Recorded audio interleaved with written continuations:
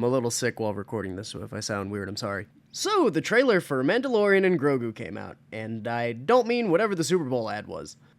We got the official trailer. The full thing. And I genuinely don't know how to feel about it anymore. I'm very hesitant on any Star Wars projects nowadays. And just based on this trailer, I don't really know how to feel about it. But before I get too tangent-stricken, let me go over the actual bits from the trailer. We get to see what looks like a red-painted R2 unit approaching the Razor Crest in the beginning of the trailer, so I guess that means the Razor Crest returned? Somehow. We jump locations a few times and see that Mando and the little green dude are doing some hunting and end up going after some huts from the look of things. I believe they're the same ones from Book of Boba Fett. It also appears that he ends up doing some work for the Republic at some point, as they mention trying to stop another war in the trailer. Some Empire loyalists hang around, and we get to see Embo and his pupper.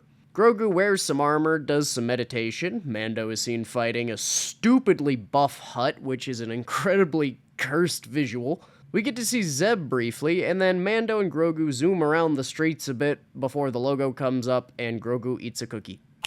As far as the actual plot goes, the trailer seems to do a pretty decent job at avoiding spoiling huge things. I think my main worry for this movie, outside of recent writing for Star Wars projects, is that it's gonna be a, hey, remember this style of movie?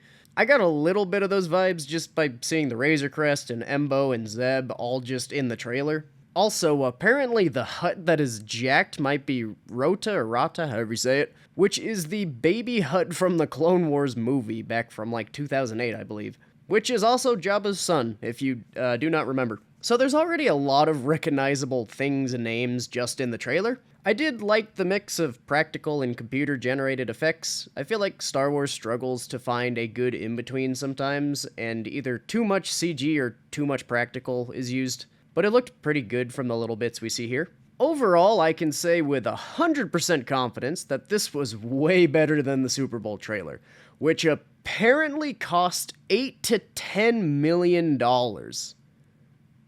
For that? $8 to $10 million for that piece of... Anyways, I think my overall opinion is I'm very, very cautiously optimistic with some extra caution on top. I think it could be a fun adventure-style movie. I just hope it stays its own thing and doesn't just tie back into the same Star Wars content everything seems to tie back into. But yeah, trailer looked decent. Hope the movie ain't terrible. That'll be it for me. Thanks for watching. Have a great day. And God bless.